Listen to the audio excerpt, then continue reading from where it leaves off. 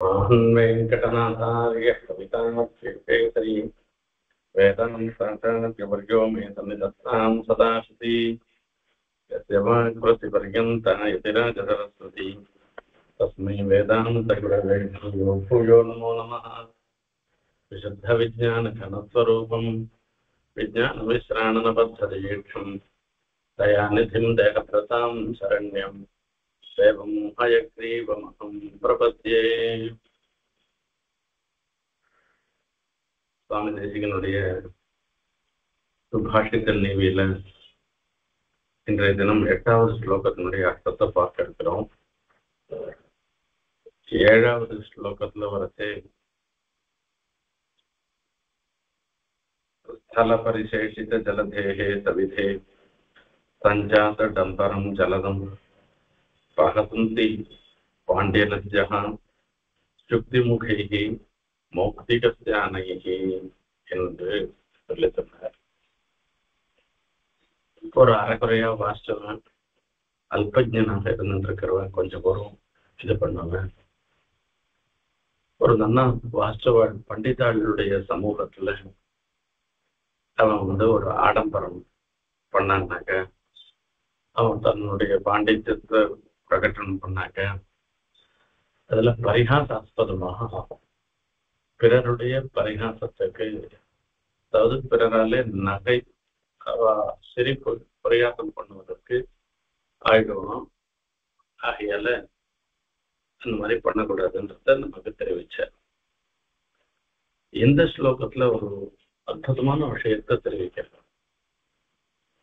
எவ்வளவு சிறந்தவனாக இருந்தாலும் கூட சில சமயங்கள்ல சில தவறுகளை செய்தானேயானால், உலகத்தார் பழிக்கும் செயல்களை செய்தானேயானால் அவனும் பரிகாசத்துக்கு உட்படுவான். இதுதான் இந்த ஸ்லோகத்துல சொல்ல போற ஒரு விஷயம்.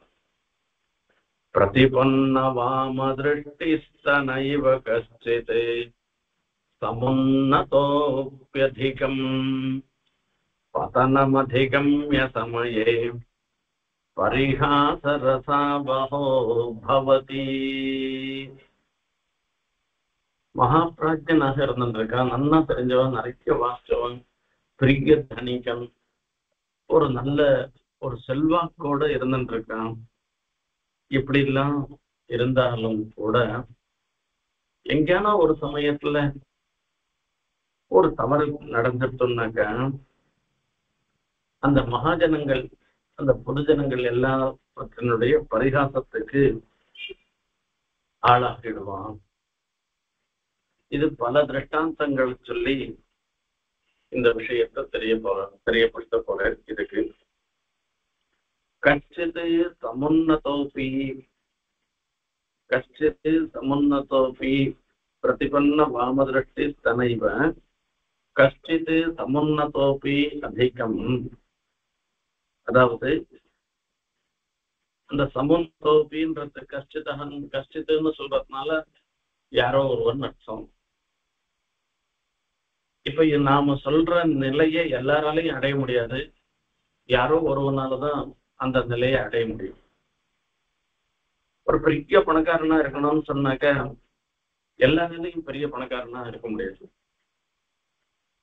பெரிய மகாவித்வானாக சாஸ்திரங்கள் எல்லாம் தெரிஞ்சவனா இருக்கான் அப்படின்னு இருக்கணும்னாக்க எல்லாராலையும் முடியாது, யாரோ ஒருத்தராலதான் இருக்க முடியும்.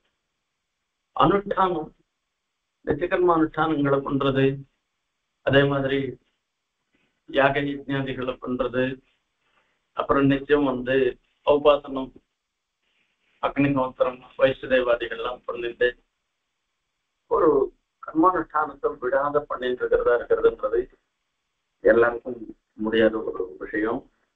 ஆகையில இதெல்லாம் யாரோ ஒருத்தம் தான் பண்ணுவானே தவிர எல்லாருக்கெல்லாம் பண்ண மாட்டான்.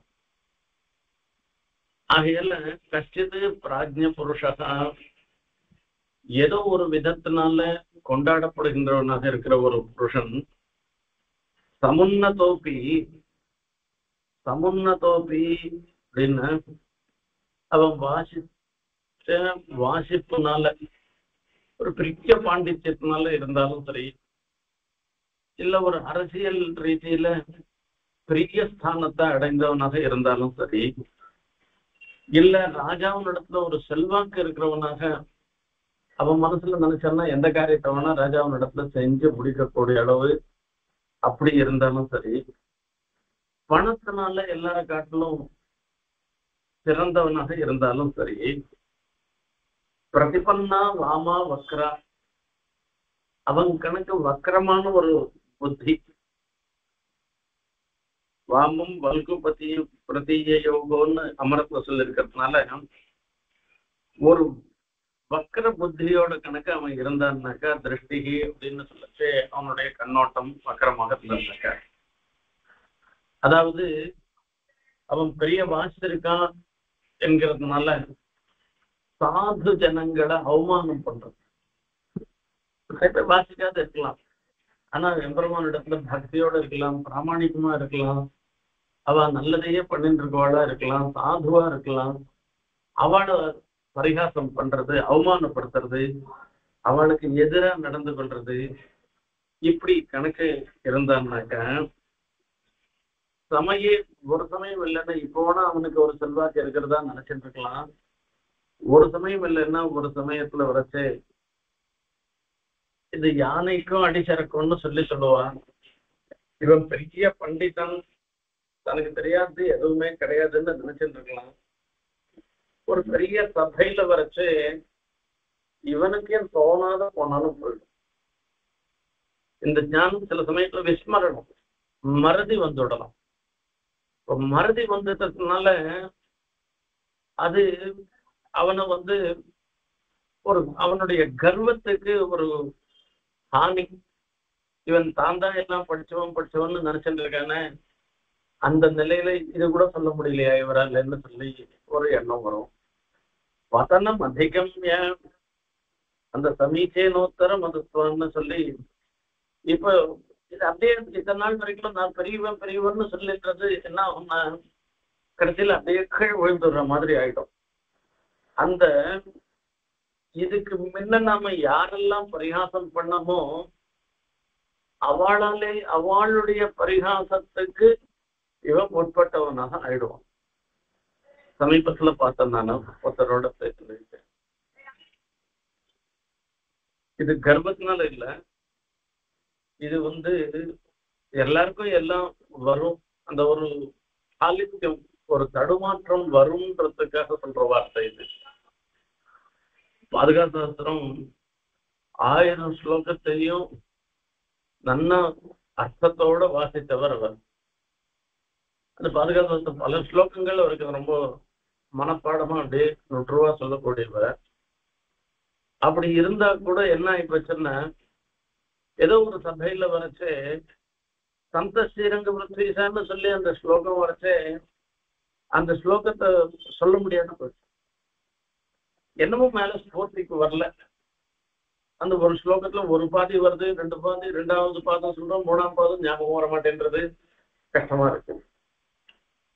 இப்ப இதுல இருந்து என்ன ஏற்படுறதுன்னு கேட்டா, எங்கேனா உபன்யாசம் பண்ண போனாலும் சரி, இல்ல எங்கேனா சாஸ்திர விஷயத்த சொல்றதா இருந்தாலும் சரி, ஒரு சின்ன விஷயமா இருந்தாலும் கூட அந்த சின்ன விஷயத்தையும் நாம எப்படி சொல்லணும் என்னன்றத நம்ம மனசால ஒரு முறை சொல்லி பார்த்துண்டு நினைச்சு பார்த்துண்டு அப்புறமா அதை பிரசங்கம் பண்ணோம்னாக்க அது சரியா இருக்கும்.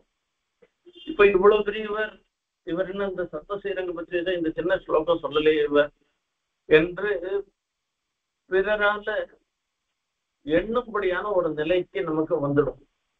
நாம கணக்கு ஒரு கர்வமா இருந்தோமானாலோ இல்ல நாம பிறரை பார்த்து பரிகாசம் பண்ணாலோ அவன் நம்மளை பார்த்து பரிகாசம் பண்ற நிலைன்றது நமக்கு வந்துடும். இதுதான் இந்த ஸ்லோகத்தினுடைய சாரமான விஷயம். இதுக்கு பல திருஷ்டாந்தங்கள் சொல்லியிருக்க. இந்த ஸ்லோகத்துக்கு 15 அர்த்தங்களை சொல்லியிருக்க. இது ரொம்ப ரொம்ப விசேஷமானது. இத சொல்ற திருஷ்டாந்தங்கள் எல்லாம் நம்ம ஒரு லௌகிக ரீதியில ஒரு இயல்பாக நாம பார்க்கணும். அதுவும் முதல்லயே நான் இந்த இடத்துல விஜாபனம் பண்ணிடுறேன். இங்க சமுன்னதோபி அந்த காலத்துல சுவாமி தேசிகன் காலத்துல ஒருத்தனுக்கு பிரசித்தி எதை கொண்டு வருது அப்படின்னாக்க அவ வாசித்த சாஸ்திரங்களை கொண்டு அவ அத்தியனம் பண்ணதை கொண்டு எல்லாம் தான் இருக்கலாம். இப்ப இந்த தர்க்கம், வியாக்கரணம், மீமாம்சை இப்படி எல்லா சாஸ்திரங்கள்லையும் ரொம்ப நாளா பரிசிரமப்பட்டு மிகச்சிறந்த தேர்ச்சியை அடைந்தவர்களாக இருந்தாலும் கூட பிரதிபன்ன வாம திருஷ்டி பிராப்த வியதிகரண புத்தி, அதாவது ஒரு நாஸ்திகத்தினால தன்னுடைய சித்தாந்தத்துல ஒரு சிரத்தை இல்லாமல் போறது, வேதாந்தத்தை தெரிஞ்சுக்காமல் போறது. பெரிய தர்க்கம் வாசிச்சவரா இருக்கலாம், வியாக்கரணம் வாசிச்சவரா இருக்கலாம், எல்லாம் இருக்கலாம். அவனுக்கு ஒரு வக்கர புத்தி, அவன் வேதாந்தத்துல என்ன இருந்துருக்கு என்று சொல்லிட்டு இருப்பானாம். அப்படி சொல்லியிருந்தா சமயே சித்தாந்தம், சமயம்னா சித்தாந்தம், அதுல வரைச்சு பதனம் அதிகமே பரிகாச ரசாவகோ பவதி. அப்ப அந்த சித்தாந்தம், அந்த வேதாந்த சித்தாந்தம் அறிந்து கொள்ளாமல் இருக்கிறதுனால, அதுல ஈடுபடாமல் இருக்கிறதுனால சாதாரணமா இருக்கிறவா கூட எல்லாருமே கூட பரிகசிக்கிற மாதிரி ஆயிடும். பரிகாச ரசாவகோ பவதி என்று இதுல ஸ்ரீரங்கத்துல ஒரு மகான் காலக்ஷேபம் சாதிச்சிருந்தேன். இந்த காலக்ஷேபம் சாதிச்சிருந்த சமயத்துல ஒரு சாது அவர் என்ன பண்ணுவாராம், பிரதி தினமும் அந்த சமயத்துல உஞ்சவருத்தி பண்ணிட்டு போவேறாம். எல்லாருமே உஞ்சவருத்தியில தானே ஜீவனம் அந்த காலத்துல, உஞ்சவருத்தி பண்ணிட்டு போவேறாம். இந்த காலக்ஷேபத்துக்கும் முக்கியத்துவத்தை சாதாரணமா காலக்ஷேபம் சொல்ல ஆரம்பிச்சாருனாக்கா உட்காந்து இடத்துல இருந்து ஏந்திருக்க மாட்டான். காலக்ஷேபம் முடிகிற வரைக்கும் அது அப்படியே உட்காந்து சொல்லுவான். அதுவும் ஸ்ரீபாஷ்யாதி காலக்ஷேபங்கள் சொல்லச்சு என்ன பண்ணுவான்னாக்கா, இது சாந்தி கிரந்தம், அந்த சாந்தி புரஸ்பரமாக ஆரம்பிச்சு அந்த சாந்தி சொல்லி முடிகிற வரைக்கும் அந்த இடத்த விட்டு ஏந்து போக மாட்டா. இப்படிலாம் சொல்ற வழக்கம், காலக்ஷேபம் சொல்றது வழக்கம். இந்த சாதாரணமான ஒருத்தர் அவர் உஞ்சவருத்தி பண்றதுக்கு ஒரு வேற ஏதோ சோதர பாடத்தை சொல்லிட்டு உஞ்சவருத்தி பண்றதுக்கு வந்தாக்க, அவரிடத்துல இருக்கிற ஒரு கௌரவ விசேஷத்தினால இவர் ஏந்து போய் அவருக்கு உஞ்சவருத்தி அதுக்கு என்ன அரிசி கொடுக்கறதோ என்ன கொடுக்கறதோ அதை கொடுத்துட்டு வருவேன். கிறிஸ்டியாளுக்கெல்லாம் கொஞ்சம் இதுல அவளுக்கு கொஞ்சம் பகுமதி குறவு. இவர் இவ்வளவு பெரிய மகான், இவர் இன்னத்துக்கு ஏந்து போய் அவர்கிட்ட சொல்லணும் மறுநாள். ஆகையில இவர் வேற யாருன்னு சொன்னா அவ உஞ்சவருத்தி அதுக்கு அவருக்கு என்ன வேணுமோ அதை கொடுத்துட்டு போறா, இவர் என்னத்துக்கு இப்படி எல்லாம் பண்ணணும்னு கிறிஸ்டியான்லாம் நினைப்பானா. அது ஒரு நாள் இல்ல ஒரு நாள் பார்த்துட்டு அந்த மகானை பார்த்து கேட்டுட்டானா. அவருக்கு ஒன்றும் தெரியாது, சோதர பாடம் தான் தெரியும், வேற ஒன்றும் தெரியாது அவருக்கு. அவருக்கு இவ்வளவு கௌரவம் நீர் கொடுக்கணுமா, நீர் என்னத்துக்கு ஏந்து போகணும் என்றெல்லாம் அவ கேட்கிறா. அவனுடைய சந்தேகத்தை வச்சுட்டு அவ கேட்கிறா. சரி நாளைக்கு நான் சொல்றேன் கேளு. நாளைக்கு காலக்ஷேபம் நடந்துட்டு இருக்கிறது. அதே மாதிரி அவரும் வந்தேறான். அவர் வரச்சே அவரை பார்த்து கேட்கிறேன், சுவாமி இவர் அங்க பரதேவதா பாரமார்த்த அதிகாரத்தை பத்தி சொல்லிட்டு வரே, சுவாமி பரதேவதா யாருன்னு உங்களுக்கு தெரியுமா, யார் உத்கிருஷ்டமான வரன்னு தெரியுமா, இதுல எத்தனையோ சந்தேகம்லாம் இருக்க. பிரம்மாதான் படைச்சவனாக இருந்துருக்க, சிவன் தான் விசேஷமா சொல்றோமே, இப்படி பல சந்தேகங்கள்லாம் வருது. இதுல உங்களுக்கு யார் பரதேவத்தைன்னு தெரியுமான்னு அவரை பத்தி கேட்க. அவர் என்ன பண்ணிட்டாராம், ஒரே வார்த்தை, ஐயோ நான் இத்தனை நாள் பெரிய தப்பு பண்ணிட்டேனே அப்படின்னு. என்ன அப்படி தப்பு பண்ணிட்டேன், பரதேவதா நிச்சயம் இல்லாத உங்காட்டுல போய் நான் உஞ்சவருத்தி வாங்கிட்டேனே. நானு சாட்சாத் சிவன் நாராயணன் தான் பரதத்துவம்னு எல்லாருக்கும் தெரிஞ்சு இருக்கிறது. அதுல ஒரு நிச்சய ஞானம் இருக்கணும். அப்படி ஒரு நிச்சய ஞானம் இல்லாத நாராயணனோ பிரம்மாவோ சிவனோ இல்ல இந்திரனோ யாரோன்னெல்லாம் இன்னும் சந்தேகத்திலேயே இருந்துட்டு இருக்கிறே. உங்காத்துல வாங்கின்றது ரொம்ப ரொம்ப தப்பு. சரி, நீர் உச்சவத்தியும் போட வேணாம், எதுவும் போட வேணாம் சுவாமி, எனக்கு போறோம், நான் வேற எங்க இருக்காலும் அவள்கிட்ட வாங்கிக்கிறேன்னு அவர் கிளம்ப ஆரம்பிச்சாராம். அப்ப சொன்னாராம், எனக்கு பரதேவதா நிச்சயம் இருக்கு, அதுல ஒன்றும் குறவில்லை. நீர் தப்பா தவறான ஒரு இதை வாங்கிட்டதா நினைச்சுக்க வேண்டாம். இவாளுக்கு உம்முடைய கௌரவம் தெரியாத இவா இருந்துருக்கா, அதுக்காக நான் கேட்டேன் நான்னு அவர் சொல்லி சொன்னாராம். இப்ப இதுல இருந்து என்ன ஏற்படுறதுன்னா, எவ்வளவு வாஸ்தவளாக இருந்தாலும், பெரிய தர்க்கத்துல பண்டிதனா இருக்கட்டும், வியாக்கரணத்துல பண்டிதனா இருக்கட்டும், அथवा இல்ல மீமாம்சையில பண்டிதனா இருக்கட்டும், எப்படி இருந்தாலும் அந்த வேதாந்தத்துல ஞானம் இல்லாமல் பரதேவதா பாரமார்த்த ஞானம் இல்லாத போயிட்டோம்னாக்க, ஒரு சமயம் இல்லைன்னா ஒரு சமயம் இவ யார் யார பரிகாசம் பண்ணாலோ, இவனுக்கு ஒண்ணும் தெரியாது, இவனுக்கு ஐயவனு தெரியுமா, இவனுக்கு இது தெரியுமா அப்படின்னு எல்லாம் கேட்டு இருக்குவா. ஐயவனுன்றது வியாக்கரண சூத்திரத்தினுடைய ஆரம்ப சூத்திரம். அது அது தெரியுமா, இது தெரியுமான்னு இப்படி எல்லாம் கேட்கிறவாள கணக்கு பரிகாசம் பண்ணின்றவாளுக்கு கடைசியில அவள் நினைச்சே பார்க்க முடியாத ஒரு நிலையில அவ பரிகாசத்துக்கு உட்பட்டவர்களாக ஆயிடுவார். இந்த வேதாந்த ஞானம் இல்லாத போயிட்டோம்னாக்கா இது ஒரு அர்த்தம். சமுன்னதோபி அதிகம் பதனம் அதிகம்ய சமயே பரிகாச ரசாவகோ பவதி. சாதுனாம் பரிகாசம், சாதுக்கள் இடத்துல வரைச்சு எல்லாரும் பார்த்துட்டே இருக்குவா, இவளுக்கு வேதாந்தம் ஒன்றும் தெரியாதாப்பா, இது கூட தெரியாதான் அவளுக்குன்னு சொல்லி சொன்னாக்க அந்த சாதுனாம் பரிகாச ரசாவகோ பவதி அப்படின்னு சொல்லச்சு. ஒரு கஷ்டத்து யாரோ ஒருத்தந்தான் கர்ப்பஸ்ரீமான்னு சொல்லச்சு சொல்லுவான். பிறக்கச்சே பான் வச்ச சில்வர் ஒண்ணுன்னு அவ பாஷாந்தரத்துல சொல்ற வார்த்தை இது. இப்படி பிறக்கச்சேயே பெரிய பணக்காரனா ஒருத்தன் பிறந்திருக்கு. அவன் எப்ப பார்த்தாலும் பணம் சம்பாதிக்கிறான், ராத்திரி பகல் எப்ப பார்த்தாலும் அவன் பணம் சம்பாதிக்கிறதுலயே அந்த ஒரு எண்ணத்தோட இருந்துருக்கான். நிறைய நிறைய பணம் சம்பாதிக்க இயல்பாவே அவன் பணக்காரன். இவனும் பணம் சம்பாதிக்கிறதுல ஒரு நோக்கோட இருந்துருக்கான்.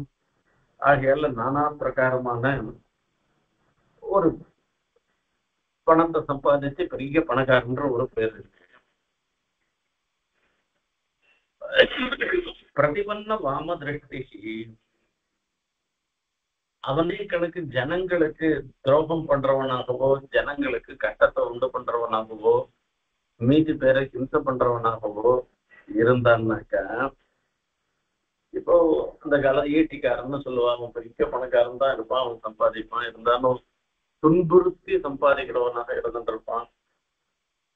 பிறருடைய கஷ்டத்தை பத்தி துளியும் நினைக்காமல் தான் பணம் சம்பாதிக்கிறதுலயே நினைக்கிறவனா இருந்துருப்பேன். இவ்வளவு பெரிய பணக்காரனாக இருந்தாலும் கூட சமயே ஒரு காலத்துல ஒரு ஆபத்து வருதோ ஏதோ இருந்திருந்தேன். பரிஹாசரசாவஹோ பவதி சர்வஜன அவமான யோக்கியா பவதி. எல்லா ஜனங்களாலையும் அவமானப்படும்படியான ஒரு நிலை அவனுக்கும் வரும். அதுல ஒன்றும் சந்தேகமே இல்லை. அதில் சொல்லச்சு சர்வே க்ஷயாந்தான் நிஜயாக பதனாந்தாக சமுச்சயாகன்னு சொல்லிருக்கு, சாஸ்திரத்துல சொல்லிருக்கு.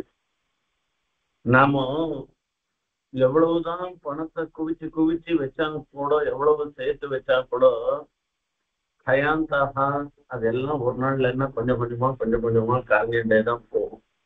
கடைசியில ஒண்ணும் இல்லாத போறதுன்றது அது என்னைக்கு போகுன்றதுதான் நமக்கு தெரியாதே தவிர, இது கூச்சி வச்சுட்டதுனால அப்படியே குவிஞ்சு அப்படியே இருக்கும். பணம் சம்பாதிச்சு பெருசா இருக்கிறதுனால அப்படியே நம்ம இருக்கோம்னு நினைக்காதுங்கோ. அது எல்லாம் எது போறதுன்னா, இப்ப மேல போறது மொத்தம் கீழே வந்துதான் ஆகணும். உச்சராயம்ன்றது மேல போறது. இப்போ இந்த மாதிரி நமக்கு ஒரு மிக உயர்ந்த ஸ்தானத்துல நாம இருக்கோம்னு நினைச்சிருந்தாக்க பதனாந்தாக சமுச்சரையாக அது கீழே அது அடுத்த க்ஷணத்துல என்ன ஆகும்னாக்க பதனாந்தாக சமுச்சரையாக அது மொத்தம் கீழே விழறதுதான், மேல போறது மொத்தம் கீழே விழறதுக்கு தான். ஒரு எங்க ஆபீஸ்ல ஒரு கிண்டில இருக்கு வாஸ்தவமா நடந்த ஒரு விஷயம். ஒரு ஜெனரல் மேனேஜரா ஒருத்தர் இருந்த அவர் ரொம்ப, அதாவது சாதாரணமா கீழே இருக்கவர்களோட எல்லாம் அதிகமா பேச மாட்டார். அந்த புரோட்டோகால் பார்ப்ப ரொம்ப அவளோட அவளுக்கு அவருக்கு தான் நேரா இருக்கக்கூடியவளோட தான் பேசுவேன். அந்த மாதிரி எல்லாம் யாரானா அவளுக்கு ஒரு நமஸ்காரம், அதாவது குட் மார்னிங் சொன்னா கூட அவர் திருப்பி சொல்ல மாட்டேன். இப்படி பிரதிபந்தம் எல்லாம் பண்ண மாட்டார், அப்படியே போவார். இந்த மாதிரி எல்லாம் இருந்தவர் அவர். அவர் ஜிஎம்மா இருந்து ரிட்டையர் ஆயிட்டார், எல்லாம் ஆயிடுச்சு. நான் ஒரு நாள் இந்த கிண்டியில ஆபீஸ்ல இருந்தேன் நானு. அவர் வந்தார், சாதாரணமா வேஷ்டி விட்டுண்டு அவர் பாட்டுக்கு வந்தார். அவர் வந்தா இவர் தான்ன்றது நிறைய பேருக்கு தெரியும். அவர் ரிட்டையர் ஆகிட்டதுனால ஒருத்தர் கூட, அந்த ஆபீஸ்ல இருக்கிற ஒருத்தர் கூட அவர் யாரு வந்திருக்கீங்களா என்ன வேணும்னு கூட ஒரு வார்த்தை கேட்கல. மொத்த பேரும் பார்த்துட்டு வாய் மட்டும் தலையை குனிஞ்சுட்டு அவாவா காரியத்தை பாக்குற மாதிரி பார்த்துருந்தார். அப்புறம் நான் பார்த்த பிற்பாடு அவர் கூட்டு வாங்க உட்கார்ந்தோன்னு சொல்லி உட்காந்து வச்சு அவர் என்ன காரணத்துக்காக வந்தாரோ அந்த காரியத்தை பண்ணி அனுப்பிச்சேன். அப்பதான் நினைச்சிருந்தேன், பதனாந்தாக சமுச்சரையாகனு நினைச்சேன். இவர் யாரானா அவ ரூமுக்குள்ள வந்தா கூட பார்த்துட்டு கூட உட்காருன்னு என்னன்னா கேட்காத இருந்த மனுஷன், இவர் வந்த பிற்பாடு அத்தனை பேரும் பார்த்து கூட ஒருத்தர் கூட வா உட்காருன்னு சொல்லாத ஒரு நிலை இருந்துட்டு இருக்குன்னாக்கா, நம்ம மேல இருந்தது மொத்தம் ஒரு நாள் இல்லைன்னா ஒரு நாள் கீழே போறதுக்கு தான் வரப்போம்.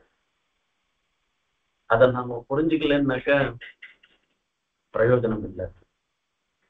இது எல்லாம் தேசிகன் அந்த ஒரு பிரத்யட்சத்துல என்ன நடக்கக்கூடியதோ அது ஒவ்வொருத்தருடைய அனுபவத்திலையும், இப்ப நான் சொல்ற மாதிரி நீங்க ஒவ்வொருத்தரும் யார் இந்த உபன்யாசம் கேட்கிறவாளோ கேட்கிறவா மொத்த பேரும் சுவானுபவத்துல சொல்லச்சே இப்படி நடந்ததுன்னு சொல்ற மாதிரி விஷயத்த இந்த இடத்துல சொல்லி சொல்ற. இவன் எவ்வளவு பணக்காரனா இருந்தாக்கா என்ன, அந்த பணம் முழுக்க ஒரு நாயகமாய் ஓட உலகுடன் ஆண்டவன்னு நம்மாழ்வார் பாசுரத்தினுடைய அர்த்தத்தை தான் இந்த சொல்ற. ஏகாத பத்திரம் ஜெகத பிரபுத்வம்னு காளிதாசன் சொல்லி சொல்றான். அந்த ஒரு வெண்கொற்ற கொடையின் கீழே இருந்துட்டு லோகத்துக்கெல்லாம் பிரபுவாக இருந்தவன் கூட ஒரு காலத்துல என்ன ஆகுதுன்னாக்கா, அந்த திலீபம் மாட்டை ஓட்டிட்டு போயிருந்தான். அதனால அவனுக்கு என்ன ரகுவம்சத்துல சொல்லத்தே சொல்லுவான், எல்லாமா இருந்தா கூட இப்ப என்னடா பண்றாங்க, அந்த நந்தினி வசிஷ்டருடைய மாடு ஹோமத்துக்கு பால் கொடுக்குற அந்த தெய்வம் அந்த மாடுக்கு மேய்க்கிறதுக்காக காட்டுக்கு ஓட்டிட்டு போறான் அப்படின்னு சொல்லி சொல்ற. அந்த மாதிரி எவ்வளவு பெரியவனா இருந்தாலும் கூட ஒரு சமயம் இல்லைன்னா ஒரு சமயம் கீழ் மட்டத்துல இருக்கச்சே அவளுக்கும் ஒரு சரக்கல்ன்றது வரும். அப்போ வரச்சே நாம யார் யாரையெல்லாம் அந்த மேல இருக்கச்சே பரிகாசம் பண்ணமோ அவளால திருப்பி பரிகாசம் பண்ற நிலைக்கு நாம உள்ளாகும். அதுதான் சர்வேட்சயாந்தாக நிச்சயாக நாம் சம்பாதிக்கிறது மொத்தம் சேர்க்கிறது மொத்தம் எவ்வளவுதான் பேலன்ஸ் வச்சிருந்தோம்னாக்க ஒரு நாள் சமாளின மொத்தம் கீழ்படுவோம். மேல மேல நாம இருக்கிறது மொத்தம் ஒரு நாள் கீழே விழறதுக்கு தான், தொப்புன்னு கீழே விழறதுக்கு தான் மேல போறதே தவிர மேலேயே எதுவுமே நிக்க போறது இல்லை. இது புரிஞ்சுக்கல. பதனமதிகம்ய சமயே பரிஹாசரசாவஹோ பவதி பிரதிபன்ன வாம திருஷ்டி சமுன்னதோப்யதிகம். இன்னொருத்தர் ஒரு ஸ்ரோத்ரியர், பெரிய ஆச்சார அனுஷ்டான செயலராக இருந்திருக்கிறவர். அந்த வைதிக ஆச்சாரத்துல ரொம்ப ரொம்ப வலுவாத நித்தியம் பிராத்தஸ்நானம் பண்ணிட்டு உதயோகஸ்தானம் பண்ணிட்டு சூரியோதயத்துக்கெல்லாம் சந்தியாவனதிகள் பண்ணிட்டு அவபாசனம் அக்னிஹோத்திரம் இல்ல அக்னிஹோத்திரம் வைசதேவம் பெருமாள் பிரவாராசனம் இது எல்லாத்தையும் பண்ணிட்டு ரொம்ப ரொம்ப ஒரு மிக உயர்ந்த நிலையில அனுஷ்டானத்தெல்லாம் பண்ணிட்டு இருந்திருக்கு. அப்போ பிரதிபன்ன வாம திருஷ்டி தான் ரொம்ப ஆச்சாரத்தோட இருக்கிறதுனாலையும் தான் வைதிக கர்மாக்களை அனுஷ்டானம் பண்றதுனாலையும் மீதி பேரை பார்க்கச்சே குறைவா பார்க்கறது. ஒரு அகங்காரத்தினால மீதி பேரெல்லாம் கெட்ட வார்த்தையை கூட பார்க்க துரபம் துரபம் இப்படி சொல்லிட்டு போறது. இது பிரதிபன்ன வாம திருஷ்டிக்குன்னு சொல்லி சொல்றது. இதர ஜன திரஸ்காரம் பண்ற மாதிரி இருந்ததுன்னாக்கா அப்ப என்ன ஆகும்னா, சமயே பதனம் அதிகம்ய பரிஹாச ரசாவஹோ பவதி. சமயே பிரதிபன்ன வாம திருஷ்டி. அவரே கூட எங்கேயோ ஒரு இடத்துல எங்கேயான ஒரு உத்தியானத்துக்கு போறேன், அதாவது ஒரு சோலை இதெல்லாம் பூங்கா சோலை என்ன சொல்றோமே அந்த மாதிரி இடங்கள்ல எங்கேயோ போறேன். அங்க போனா ஒரு விளையாட்டுக்காக ரொம்ப அழகா இருக்கிற ஒரு பெண் வரா.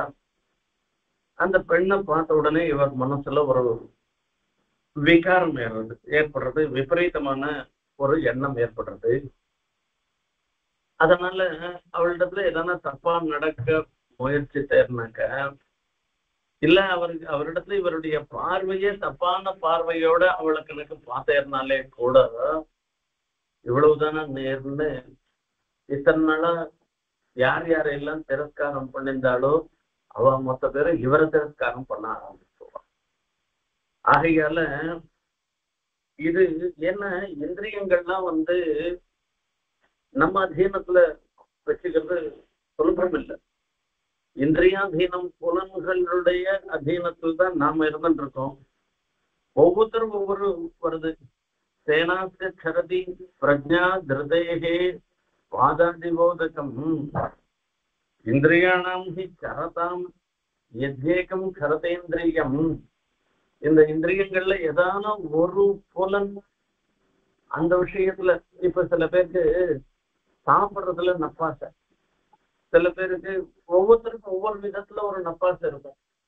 அந்த மாதிரி ஏதான ஒரு வஸ்து இருந்துட்டோம்னாக்கா அந்த வஸ்துவில போய் ஒரு ஆசைப்பட்டு அதையும் எப்படியானா இருந்துட்டு போட்டோம் அதை வாங்கி சாப்பிடுறதுன்னு ஒண்ணு பண்ணான்னு வச்சுக்கோம். அப்ப இவ்வளவு ஆச்சாரமா இருந்தது ஒன்றுத்துக்கும் பிரயோஜனம் இல்லாத போயிடும். எதோ கிபிக்கவும் செய்ய புருடத்து விபட்சிதா இந்திரியாணி பிரமாத்தேனி ஹரந்தி பிரதபம் மனஹான். நாம எவ்வளவுதான் முயற்சி பண்ணாலும் கூட இந்திரியம் என்ன பண்றது, நம்ம மனசை பிடிச்சு இழுக்கிறதாம்.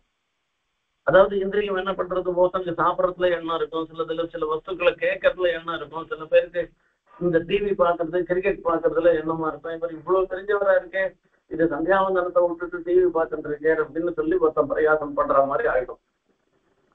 இப்படி எல்லாமே ஹரந்தி பிரசபமனஹான்னு சொல்லி பலவான் இந்திரிய கிராம வித்வாம்சம் அப்படி கர்ஷதி. இந்த இந்திரியங்கள்லாம் ரொம்ப ரொம்ப பலத்தோட இருந்துருக்கு. இது என்ன பண்ணோம்னா, எவ்வளவு வாஞ்சவனா இருந்தாலும் அவனையும் பிடிச்சி இழுக்கிறதா. இப்ப இந்த மாதிரி என்ன பண்ணும், இவன் பெரிய அனுஷ்டாதாவாக எல்லாராலையும் போற்றப்படுபவராக இருந்தாலும் கூட அவரையும் பிடிச்சு இழுக்கிறது இந்திரியம்ன்றது. அதனால பரிஹாசரசாவஹோ பவதி அதிக்ஷுத்ரானும். இப்போ சில பேர் என்ன பண்ணுவா, இவன் எப்ப தப்பு பண்ண போறான்றதையே பார்த்துட்டே இருந்துருப்பான். இப்படி எப்ப தப்பு பண்ண போறான்றத பார்த்துட்டு இருக்கிறவாள் விஷயத்துல வரைச்ச என்ன ஆகும்னா, அந்த தப்பு ஒரு அல்பமான ஒரு தப்பு பண்ணி இவாளுக்கு இருக்கிற பேர் மொத்தத்தையும் கெடுத்து விடுறதா மாதிரி வந்துடும். மொத்த பேரும் பரிகாசம் பண்ற மாதிரி ஆயிடும். ஆகையால இதுக்கு எவ்வளவு பெரிய சாஸ்திரஜனா இருந்தாலும், எவ்வளவு பெரிய செல்வந்தனா இருந்தாலும், எவ்வளவு பெரிய ராஜாவா இருந்தாலும், அதுதான் ராஜா ஒரு நாயகமாயின்னு சக்கரவர்த்தியாக இருந்த உலகுட ஆண்டன்னு எல்லா லோகத்திலையும் ஆண்டவனாக இருந்தவன் கூட ஒரு நாள் என்ன ஆயிடுவான் அப்படின்னா, சிதகிய பானையர் கருணாய் கவியதாக இருக்கு. இருட்டுல வரானா, மத்தியானம் வெள்ள பிச்சை எடுக்க வந்தா ராஜா பிச்சைக்கு வந்துட்டானேன்னு எல்லாரும் நினைப்பாடான். சரி, ராத்திரியில வருவோம்னா ஒரே கும்மரிட்டான். இந்த கும்மரிட்டுல பாத்திரம் கூட மண் பாத்திரம் தான் அவன்கிட்ட வச்சுட்டு இருக்கானா, பிச்சை எடுக்கிறதுக்கு பாத்திரம் கூட இல்லை.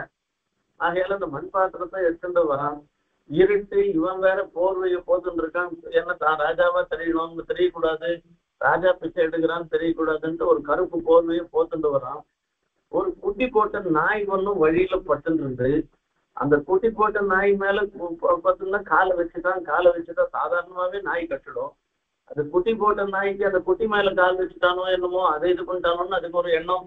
அதுக்கு அருகே அது என்ன பண்ணிட்டு காலை பிடிச்சிட்டு காலை கட்டிட்டு அதுலேருந்து அந்த நாய் கடிக்கிறதுக்கு அதுலேருந்து மீளணும்னுட்டு ஓடி வந்தா கையில வச்சிருந்த பானை தொப்புனு கழ வந்துட்டு அது உடஞ்சு போச்சு. சிதைவிய பானையர்னு சொல்லிட்டு அப்புறம் எங்க போய் பிச்சை எடுக்கிறது? எப்படி பிச்சை எடுக்க? இது ஒரு நிலை. இது எப்பேற்பட்டவளுக்கும் இது சம்பவிக்கும். இது நாம மனசுல நாம எப்பவுமே நினைச்சுக்கணும். சார் இன்னைக்கு நாம பெருசா தனியா இருக்கோம், பணக்காரனா இருந்துட்டு இருக்கோம், எல்லாருக்கும் இருக்கோம்னாக்க இதனால ஏழையா இருக்கிறவாளையோ சாதுக்களையோ நாம அவளை ஒரு இகழ்வாக தாழ்வாக பார்த்தோமானாக்க நமக்கு அந்த நிலை வரத்துக்கு ரொம்ப நாள் ஆகாது. அதை மனசுல நினைச்சுட்டு பார்த்தோம்னா அன்னைக்கு அவன் எப்படி எப்படி எல்லாம் பண்ணான் பாரு, இன்னைக்கு நான் அவனுக்கு பிச்சை போடுற மாதிரி நான் இருக்கேன் என்று சொல்றதுக்கு ஒரு சம்பாவனை இருக்கு. இப்படி ஒரு நிலைப்பாடுன்றது வரக்கூடியதாக இருந்துருக்கு. ஆகையால எந்த சந்தர்ப்பத்திலையும் நமக்கு ஏற்பட்ட மேன்மையை கொண்டு பிறரை தவறாக நினைக்கக்கூடாது, பிறரை பரிகாசம் பண்ணக்கூடாது, பிறர் இடத்துல அவளை அவமானப்படுத்தக்கூடாது, அவர் விஷயத்துல ஒரு நீச்ச புத்தி நமக்கு வரக்கூடாது. நமக்கே கூட எந்த சமயத்துல எப்படி ஒரு புத்தி வருமோன்னு நமக்கு தெரியாதுன்றத நாம நினைக்கணும்னு சொல்லி சொல்ற. பரிஹாசரசாவஹோ பவதி, இதுக்கு ஒரு திருஷ்டாந்தத்தை சொல்ற. இந்த திருஷ்டாந்தங்கள்லாம் சொல்லச்சே அர்த்தம் சொல்லச்சேயும் சரி, மீதி சொல்லச்சேயோ இதுல புருஷால் ஸ்திரீகள் எல்லாரும் தான் இதுல இருந்துருக்கா. இத ஒரு திருஷ்டாந்தம்ன்ற முறையில தான் பார்க்கணுமே தவிர இத அந்நியதாவா வேற விதமா பார்க்க கூடாது. இந்த தேசிகளுடைக்கும் அது திருவுள்ளம் இல்லை. தனைவ கஷ்டித்து சமுன்னதோப்யதிகம் பதனம் அதிகம்ய சமயே பரிஹாச ரசாவஹோ பவதி. இந்த ஸ்லோகம் முழுக்க அந்த தனைவன்னு சொல்லி சொல்றத அந்த திருஷ்டாந்தத்தை சொல்லி சொல்றேன். பெண்களுக்கு இந்த கொங்கைகள்னாலதான் அழகு என்பதாக அவ மனசுல நினைக்கிறான். எத்தனையோ இருக்கு பெண்களுடைய அழகுன்னு வச்சு, கண் அழகு, முகம் அழகு, சிரிப்பழகு, இந்த கன்னத்துல குழி விழுந்து அந்த சிரிக்கிறது ஒரு அழகு, பேசச்சே வருது, இப்படி எல்லாம் எத்தனையோ அழகு இருந்தாலும் கூட எத்தனையோ பிரகாரத்தான அவளுடைய நடை அழகு, இடை அழகுன்னு எத்தனையோ கவிகள்லாம் சொன்னாலும் கூட அவளுக்கு ஒரு கர்வம் வரத்துக்கு காரணம், அவளுக்கு ஒரு கர்வம்னா ஒரு தான் தான் அழகுன்னு நினைக்கிற மாதிரி ஒரு நிலைப்பாடு வரத்துக்கு அவளுடைய கொங்கைகளுடைய ஒரு ஏற்றம் தான் காரணம்னு இது லோக சித்தாந்தம். உலகத்துல இருக்கிறவா எல்லாரும் அறிந்த ஒரு விஷயம். இப்ப யௌவனத்துல வரைச்சே அது அந்த மேன்மேலும் வளர்ந்து வர்றதுனால ஆண்டாள் கூட சொல்றான், பொன்னித்தெழுந்தன்னு சொல்லி தன்னுடைய கொங்கைகள் வருவது மானிடருக்கென்று ஒரு மனுஷாளுக்காகன்னு ஆகுமானாக்கா நான் மாய்த்து கொள்வேன்னு தானே தன்னோட கூட பிராணனையே விட்டுடுவேன். இந்த சரீரமோ இந்த அழகோ இது எல்லாமே பெருமாளுக்காக ஏற்பட்டதுன்னு சொல்லி சொல்ற விஷயம் எத்தனையோ இடத்துல ஆழ்வார் பாத்திரங்கள்ல நாய்க்கா பாவத்துல ஆசிரியத்தையும் இந்த மாதிரி சொல்ற. இப்போ ஒரு பெண்ணு அவன் நினைச்சுக்கிறான் தன்னுடைய ஒரு மார்பகத்துங்களுடைய ஒரு அழகு, அதனுடைய விருத்தி வளர்ச்சி இதெல்லாம் தான் இதை கொண்டு தான் ரொம்ப அழகுன்னு மீதி பேரை பார்த்து பரிகாசம் பண்ற அளவுக்கு இருந்துட்டு. இப்படி பரிகாசம் பண்ணிட்டு வந்தாக்க வாமதிருஷ்டி இவள் தான் இப்படி அழகா இருக்கிறபடினால மீதி பேரை பார்த்து ஒரு கேவலமான ஒரு பார்வை, அவளை ஒரு குறைவா நினைக்கிறது, அழகில்லாததாக நினைக்கிறது அப்படி எல்லாம் இருந்ததுன்னாக்கா சமயே இவளுக்கு என்ன ஆகும் அப்படின்னா, சமயன்னாக்கா ஒரு கால விசேஷத்துல இவனுக்கு வயசாயிடுச்சுன்னு வச்சுப்போமே. இப்ப இத்தனை நாள் வரைக்கும் விருத்தியானது முழுக்க மொத்தம் சரிஞ்சு போயிட்டோம்னாக்க பதனம் அதிகமே. அதுக்கு ஒரு சைதல்யம் வந்துடுறது, அதுல ஒரு குறவு வந்துடுறது பரிகாச ரசாவகோ பவதி. இத்தனை நாள் வரைக்கும் இவள் சொல்லியிருந்தால, பெருமையா சொல்லியிருந்தால, இதை கொண்டு தான் அழகி அழகின்னு சொல்லியிருந்தால, இப்ப எங்க போய் மூஞ்சி வச்சுப்பா, இவ முகத்தை வச்சுப்பான்னு யாரை பார்த்து இத்தனை நாள் பரிகாசம் பண்ணியிருந்தாலோ அவளே இவளை பார்த்து பரிகாசம் பண்ற அளவுக்கு ஆயிடுவா. ஆகையால அழகுன்றது நிலையற்றது. நிலையற்றதான அழக நிலையானதாக நினைச்சு கொண்டு பிறரை பரிகாசம் பண்ணமானாக்க தான் அந்த பரிகாசத்துக்கு ஆளாயிடுவோம். இது ஸ்திரீகளுக்கு சொன்னது மாத்திரம் இல்ல, புருஷாளுக்கும் இதுதான்.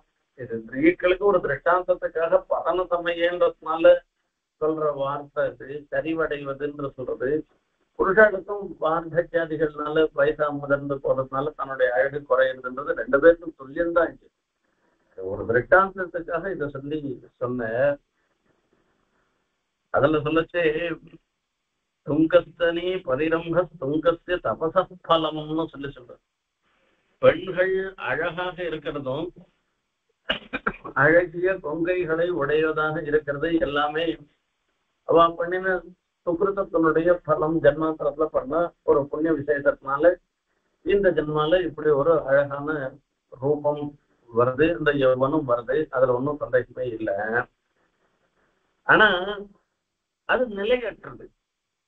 ஜீவிதஹானி பரியந்த துக்காவகதையா பரிஹாச யோக்கியோ பவதி தனபதனாவது ஜீவிதம் ரதம் வா. இவாளுக்கு அந்த அழகிலேயே ஈடுபட்டவர்களாக இருந்துருக்கிறவா, அழகிலேயே இப்ப என்ன சொல்லணும், நடிகைகள்லாம் இருந்துருக்காள். அவளுக்கெல்லாம் தன்னுடைய அழகையே பெருசா நினைச்சுட்டு இருக்கிறவாளுக்கெல்லாம் அவளும் அம்மாவாகவோ பாட்டியாகவோ தான் நடிக்கிற மாதிரி ஆயிடும் ஒரு கால விசேஷத்துக்கு அப்புறமா. வேற ஒன்றும் பண்ண முடியாது.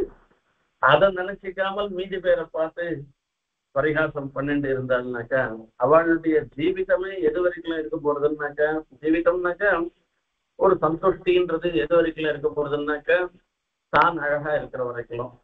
அந்த வயசாக ஆக அந்த அழகு முகத்திலையும் போயிட போறது, மீதி சரீரத்துல இருக்கக்கூடிய அங்கங்கள்லயும் அது குறைஞ்சுதான் போறது. இப்போ அந்த மாதிரி இருக்கச்சே அவ என்ன பண்ணா பரிகாச ரசாவகா அப்படின்னா அது பரிதஹா. சில பேருக்கு இதுக்கு இன்னொரு அர்த்தம் சொல்லி சொல்ற இங்க சுவாமி. இன்னொரு அர்த்தம் என்னன்னா, யாருமே தன்னுடைய அழக சட்டுன்னு இழப்பதற்கு விரும்ப மாட்டாளாம். ஆயுர்வேதத்துல ஸ்ரீபர்ணிக்கான்னு ஒரு இலை ஒண்ணு இருக்கான். இப்ப இவளுக்கு வயசானதுனால இப்ப சில அங்க விகாரங்கள் ஏற்படுற சமயத்துல வரச்சு அந்த ஸ்ரீபர்ணிக்கான்னு சொல்லக்கூடிய அந்த இலைய அரைச்சி மார்ல கட்டிண்டாக்கா இது அந்த அதாவது இளமைய அது காப்பாற்றும். அது அப்படியே இன்னும் கொஞ்ச நாளைக்கு அதை மெயின்டைன் பண்ணும்படியாக வரும்னு அர்த்தம். இப்ப இதனால என்ன ஆகும்னாக்க இவாளுக்கும் எல்லா பக்கத்துலயும் இந்த ஒரு ஸ்ரீபர்ணிக்கு என்ன சொல்ற இலையை கட்டிட்டு அல்லாடுற மாதிரி ஒரு துர்தசை ஏற்பட்டு போயிடும். ஆகையால யாரும் அழகா இருக்கிறவா பிறந்தியாரை பார்த்து அவ அழகில்லைன்னு கேளனம் பண்ணக்கூடாது. அப்படி வந்தாக்கா நம்மள மாதிரிதான் தனக்கு எப்படி அழகி ஒரு கால விசேஷத்துல போயிடுறதோ அந்த மாதிரி அவ நம்மள பரிகாசம் பண்ற நிலையை ஏற்படும்னு சொல்லி சொல்ற. இது திருஷ்டாந்தம். சாஷ்டாந்திகத்துல வரைச்சு எல்லாரும் தன்னிடத்துல இருக்கக்கூடிய ஒரு சிறப்பை கொண்டு பிறரை பரிகாசம் பண்ணக்கூடாது, பிறரை ஒரு அவஜ்ஞை பண்ணக்கூடாது, அவரை இழிவா பார்க்கக்கூடாதுன்றதுதான் இந்த இடத்துல முக்கியமான விஷயம். இவ என்ன பண்ணுவா, அனுப்புனாளாக இருக்கிறவா, சரியா வாசிக்காதவா, சரியா தெரிஞ்சுக்காதவா, விஷயத்தை தெரிஞ்சுக்காதவா, அவ என்ன பண்ணுவா அப்படின்னா தான் பெரிய உயர்ந்த நிலையில இருக்கிறதா நினைச்சுட்டு பிறரை பரிகாசம் பண்ணுவா, பிறரை ஒரு இழிவா பார்த்தா அவளுக்கு ஒரு கால விசேஷத்துல இந்த நிலைதான் வரும். அதை புரிஞ்சுக்காத அவன் நடந்துப்பான்னு இந்த ஸ்லோகத்துல முதல் அர்த்தம் இது. அந்த அர்த்தத்தை நம்ம பார்த்தோம். பிரதிபன்னவாம திருஷ்டி தன இவ கச்சித் கச்சித் சமுன்னதோப்யதிகம் பதனமதிகம்ய சமயே பரிஹாசரசாவஹோ பவதி. இந்த இடத்துல தேசிகன் ரொம்ப மிக உயர்ந்த ஒரு தர்மத்தை நமக்கு உபதேசம் பண்றது. எல்லாருக்கும் நமக்கு இல்லாம ஒரு சிறப்பு ஏற்படும் இல்லைன்னு சொல்லல. அந்த சிறப்பு ஏற்படுறதுனால பிறரை குறைவா எண்ணக்கூடாதுன்றது இருக்க, அந்த கர்வம் வரக்கூடாது. அது ஆத்மோன்னதியும் பரநிகர்ஷம் அபீக வாஞ்சன்னு தேகலில சுவாமி தேசிகன் சொல்ற. உலகத்துல இருக்கக்கூடிய மனிதருடைய இயல்பு என்னன்னா, ஆத்மோன்னதியும் தாம் மிகவும் உயர்ந்த நிலையில தான் இருக்கணும்னு ஆசைப்படுறோம். தன்னையே எல்லாரும் சோத்திரம் பண்ணணும்னு ஆசைப்படுறோம். சரி, தன்னை சோத்திரம் பண்ணிட்டு போட்டா அதோட உனக்கு சந்தோஷமா அப்படின்னா அது இல்லையா. பரநிகர்ஷம் அபீக வாஞ்சன்னு இவரை மாத்திரம்தான் சோத்திரம் பண்ணணும், மீதி பேரை குறைவா பேசணும். அப்பதான் இவனுக்கு ஒரு சந்தோஷம். இது உலகத்துல இருக்க வேண்டிய ஒரு இயல்பு. அந்த மாதிரி ஒரு எண்ணம் நமக்கு வராதபடி பண்றது அது தேசிகம்தான் பண்ணணும்.